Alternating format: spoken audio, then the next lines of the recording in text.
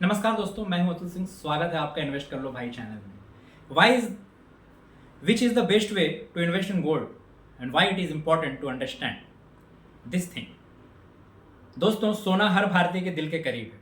शादी हो या त्यौहार, गहने हो या गिफ्ट, गोल्ड हर जगह मौजूद है। लेकिन एक सवाल है, क्या गोल्ड ज्वेलरी ही सबसे अच्छा इन्वेस्टमेंट है? असल में गोल्ड एक हेज अगेंस्ट इन्फ्लेशन है, यानी महंगाई को हराने वाला टूल। लेकिन सही फॉर्म चुनना बहुत जरूरी है। आप में से कितने लोग मानते हैं कि सोना सिर्फ गहनों तक ही सीमित है? गोल्ड एज एन इन्वेस्टमेंट क्या होता है? यह एक सेफ हेवन एसेट है, यानी संकट के समय हमेशा काम आएगा। पिछले 20 सालों में गोल्ड करीब 6 गुना से ज़्यादा बढ़ा और पोर्टफोलियो डाइवर्सिफिकेशन के लिए बहुत ही जरूरी है। 2008 फाइनेंशियल क्राइसिस में जब स्टॉक मार्केट गिरा तो गोल्ड की कीमतें रिकॉर्ड हाई पर थीं। तो आइए बात करते हैं 3 ऑप्शंस की। पहला ऑप्शन ज्वेलरी। इसके फायदे और इसके नुकसान। पहन सकते हैं, कल्चरल और इमोशनल वैल्यूज होते हैं, पर इसके नुकसान मेकिंग चार्जेस 10 से 15%, सेलिंग पर डिडक्शन और इन्वेस्टमेंट रिटर्न भी कम।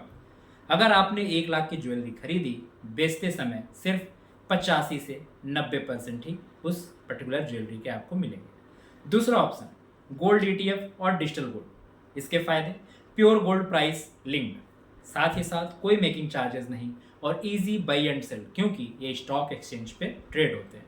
पर इसके नुकसान स्मॉल एनुअल चार्जेस और नो एक्स्ट्रा इंटरेस्ट, सिर्फ price appreciation. 1 lakh gold ETF में आपने डाले, अगर गोल्ड प्राइस 20% बढ़ा तो आपका इन्वेस्टमेंट भी सीधा 20% बढ़ा। तीसरा ऑप्शन सवरन गोल्ड बॉन्ड्स यानी SGB। RBI या गवर्नमेंट इशू करता है। इसके फायदे gold price appreciation plus 2.5% annual interest, 8 साल तक होल्ड करने पर टैक्स फ्री मैच्योरिटी और सेफ और गवर्नमेंट की बैकिंग।